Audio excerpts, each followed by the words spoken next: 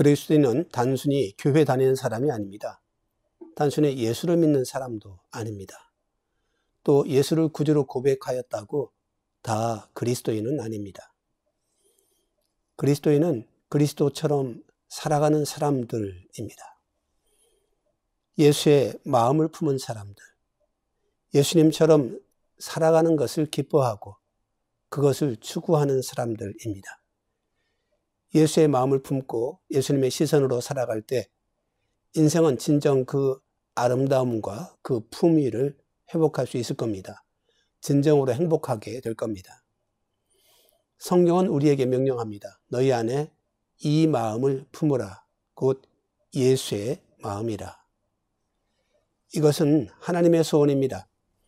하나님은 우리들이 예수의 마음을 품음으로써 그 안에 행복과 평강이 가득할 것을 바라십니다. 이 마음을 갖지 못한 사람들의 불행과 아픔을, 그 고난들을 하나님은 잘 아십니다. 죄와 세상의 포로가 되어진 인생들의 비참한 말로를 하나님은 잘 아십니다. 그래서 우리들에게 이렇게 간곡한 어조로 부탁하시는 겁니다. 너희 안에 예수의 마음을 품으라. 그러면 예수의 마음은 어떤 마음일까요? 먼저는 사랑의 마음입니다. 예수님은 당신의 사람들을 사랑할 사람들로 보셨습니다. 세리든 죄인이든 혹은 제자든 친구든 혹은 주님은 모든 사람들을 사랑의 눈으로 보셨습니다. 죄인으로 본 것도 아니고 훈련시켜야 될 사람들로 본 것도 아니고 멀찌감치 두고 탐색해야 될 혹은 평가해야 될 사람으로 본 것이 아닙니다. 그저 사랑하셨을 뿐입니다. 요한복음 13장에 말합니다. 세상에 있는 자기 사람들을 사랑하시되 끝까지 사랑하시니라. 또 예수님의 마음은, 그 사랑은 서로 사랑하기를 원하시는 마음입니다. 마찬가지로 요한복음 13장에 말합니다. 새 계명을 너희에게 주노니 서로 사랑하라. 내가 너희를 사랑한 것 같이 너희도 서로 사랑하라. 구약 성경의 그 모든 율법들을 대신하여 주신 단 하나의 계명이 바로 사랑의 계명입니다. 그 모든 엄한 금지 명령들, 그 다양한 요구들, 그 수많은 율법의 규례들을 다 뛰어넘어서 주님께서 주신 단 하나의 계명, 단 하나의 부탁이 바로 이것이었습니다. 너희가 서로 사랑하라. 내 계명은 곧 내가 너희를 사랑하라 한 것 같이 너희도 서로 사랑하는 이것이니라 라고 말씀하셨습니다. 또 주님의 사랑은 당신이 사랑받기 원하시는 그런 사랑입니다. 주님이 사람들에게 바라신 것도 사실은 사랑이었습니다. 칭찬도 아니고 어떤 보답을 바라신 것도 아니었었습니다. 십자가의 그 모든 고통과 수치를 겪었음에도 불구하고 주님이 제자들과 사람들에게 바라셨던 것은 단 하나, 사랑이었었습니다. 주께서 부활하신 후에 갈릴리 바닷가에서 고기를 잡고 있던 베드로에게 찾아오셨습니다. 베드로에게 떡과 먹을 것을 준 다음에 물으셨습니다. 요한의 아들 시몬아, 내가 이 사람들보다 나를 더 사랑하느냐? 베드로는 주님이 사랑을 말씀하시는 것을 익히 잘 들었던 사람이고 아마 안다고 생각했을 겁니다. 그래서 쉽게 대답하였습니다. 그러하나이다. 내가 주님을 사랑하는 줄 주께서 아시나이다. 알면서 물어보십니까? 이런 대답일 수 있습니다. 하지만 주님께서 두 번째, 세 번째 거듭해서 네가 나를 사랑하느냐고 물으실 때 베드로는 근심하지 않을 수 없었습니다. 당시 베드로가 할 수 있는 말은 주님 제 마음 아시지 않습니까? 그 말밖에 없었습니다. 우리는 어떠할까요? 과연 진심으로 주님을 사랑하고 있을까요? 주님이 받기 원하셨던 그 사랑을 우리는 드리고 있을까요? 나름으로는 분명히 고백도 하고 주님 사랑합니다. 내 마음에도 있는데 주님 눈에는 보기에 어떠하셨을까요? 베드로에게 물으셨듯 우리에게 3번 묻는다면 우리는 어떻게 대답할 수 있을까요? 주님의 사랑은 사랑하시는 사랑, 서로 사랑하기 원하시는 사랑, 그리고 당신이 사랑받기 원하는 그러한 사랑이었습니다. 그리고 이 사랑이 주님의 마음입니다. 주님의 마음 또 한 가지, 낮아지는 마음입니다. 구체적으로는 자기를 비우는 마음이라 할 수 있겠죠. 마음으로만 비운 것이 아니라 구체적으로 실천적으로 나타났습니다. 종으로 그리고 희생당하는 사람으로 주님은 우리 가운데 계셨었습니다. 사람들 중에는 성경에서 힌트를 얻어서 섬김의 원리를 말하기도 하죠. 또 그것을 가르치기도 하고 강의도 하고 사람들은 들으러 가기도 합니다. 근데 가만히 듣다 보면 종종 그 섬김마저 높아지기 위한 방법으로 섬기는 사람들도 있습니다. 그건 섬김이 아니라 사실은 투자지요. 섬김은 그런 반대급부들 그리고 보상들을 바라는 것이 아닙니다. 상대가 알아주지 않아도 내게 합당한 대가가 돌아오지 않더라도 진짜 섬김은 후회가 없는 것입니다. 왜냐하면 그 섬김이 사랑 위에 세워져 있기 때문입니다. 진짜 섬김은 진짜 사랑과 짝을 이룹니다. 죽어가는 인생을 그저 버려둘 수 없었기에 그러한 사랑이었기에 주님은 낮아지셔야만 했습니다.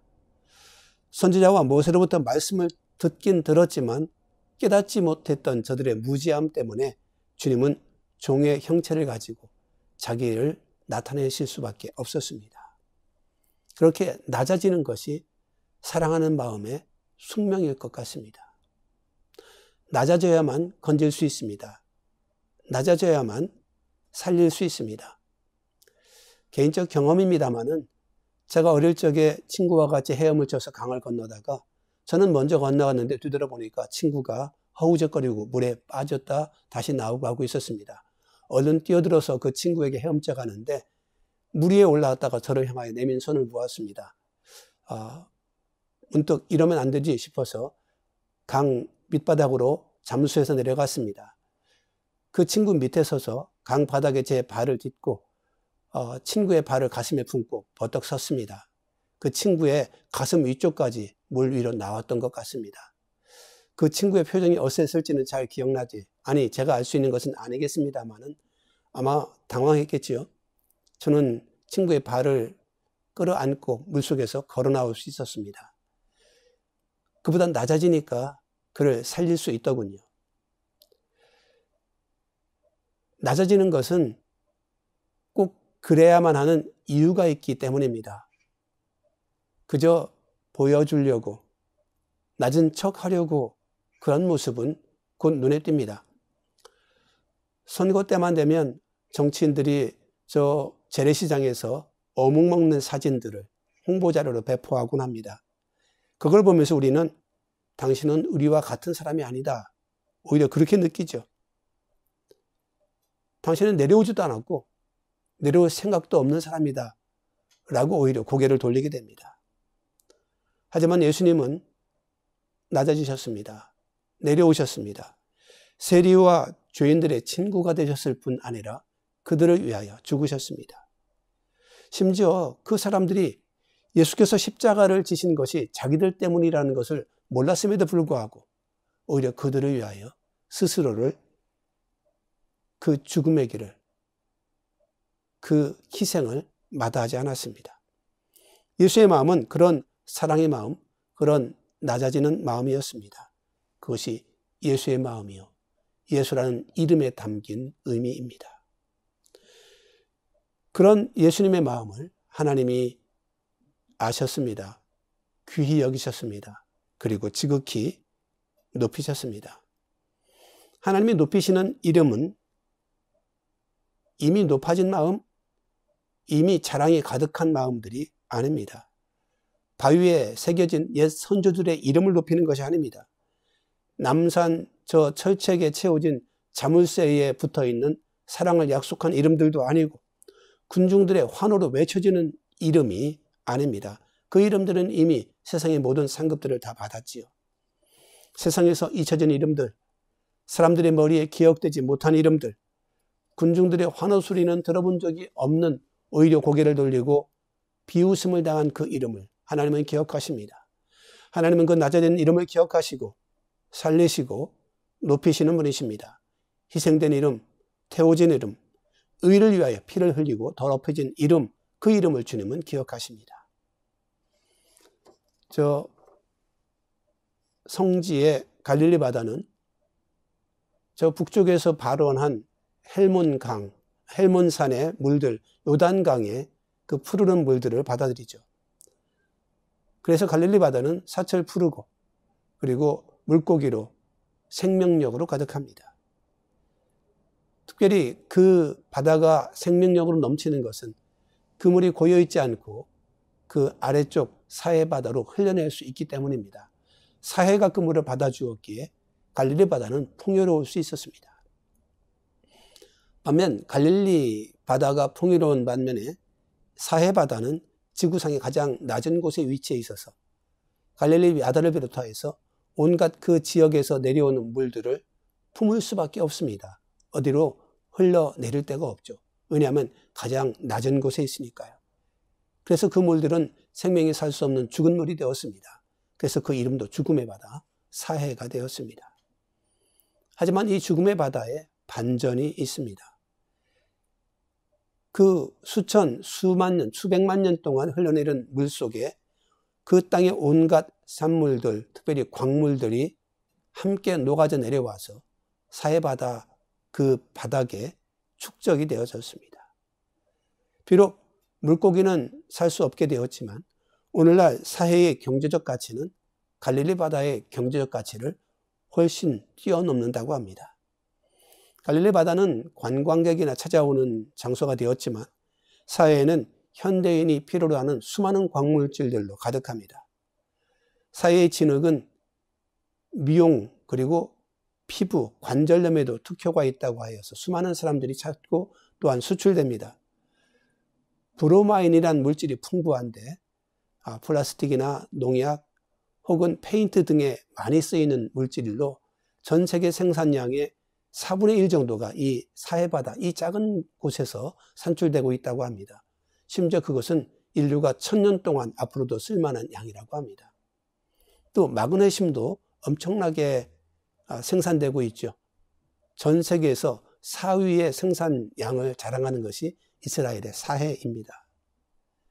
사해는 그 팔레스타인 주변 지역에 온갖 흙탕물들을 삼키는 하수구에 불과했지만 오히려 지금은 가장 귀한 물, 귀한 땅으로 대접받고 있습니다. 사해 덕분에 갈릴리 지역이 깨끗해졌지만 그 더러움을 품었던 사해가 이제는 가장 귀한 대접을 받게 되었네요. 예수의 이름은 가장 낮아졌기에 모든 죄를 자신의 몸으로 다 품었기에 가장 귀한 이름이 되었습니다.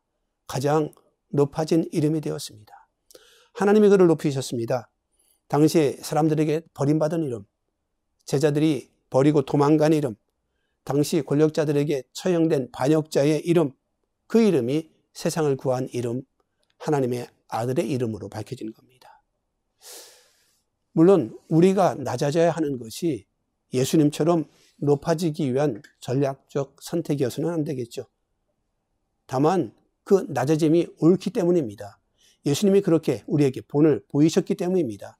너희가 나를 따라오너라 라고 주께서 부탁하셨기 때문입니다. 혹여 우리가 온전히 따를 수 있다 해도 예수님이야 본래 하나님의 아들이셨고 우리는 하나 인간에 불과할 뿐입니다. 우리가 예수의 이름처럼 그 자리에까지 오를 수는 없는 겁니다. 다만 주님이 그 겸손한 마음들을, 이름들을 기억하시고 또 보상하실 것만이라는 것은 분명한 사실이죠. 그래서 낮아지는 것은 결코 손해가 아닙니다. 생애 전체를 통하여 낮아진다 할지라도 그것은 결코 손해가 아니라고 성경은 약속하고 있습니다. 잊혀질지라도 그것은 비록 세상에서일 뿐 주님 앞에서는 오히려 그것은 기억된 이름이 될 것입니다. 주님은 제 이름을, 우리의 이름을 잊지 않습니다. 우리의 이름은 잊혀지지 않습니다. 세상에서 이웃들에게서 혹은 스스로의 인식과 경험에서 자꾸 인정받으려 하지 말고 오직 주님께만 인정받을 수 있으면 좋겠습니다. 그게 진짜 내 이름을 위하는 가장 소중한 선택이 되기 때문입니다. 우리는 주님의 가신 길, 주님의 가지셨던 그 마음과 삶의 자세, 그것을 묵묵히 따르는 그리스도인 귀한 이름을 가진 사람들입니다. 기도하시겠습니다. 주님 은혜 감사합니다. 우리를 사랑하시기 위하여, 우리를 살리시기 위하여 이렇게 낮은 곳으로 오셨던 주님의 이름을 이제 감사하며 이제 사랑합니다. 또 그렇게 우리도 그 낮음을 개의치 아니하고 세상 명예 부귀 이것에 휘둘리지 아니하고 오직 주님과 같아짐을 기뻐하며 자랑하며 감사하며 그렇게만 살아가는 그리스도인에게 도와주시기를 간절히 소망합니다. 주님, 우리의 이름을 기억하실 분이 세상이 아니라 이웃들이 아니라 주님뿐인 것이, 주님만이 우리의 이름을 기억하시는 분이 된 것이 큰 감사요 큰 찬양이며 큰 행복임을 주께 고백하며 감사하며 예수님의 이름으로 기도하옵나이다. 아멘.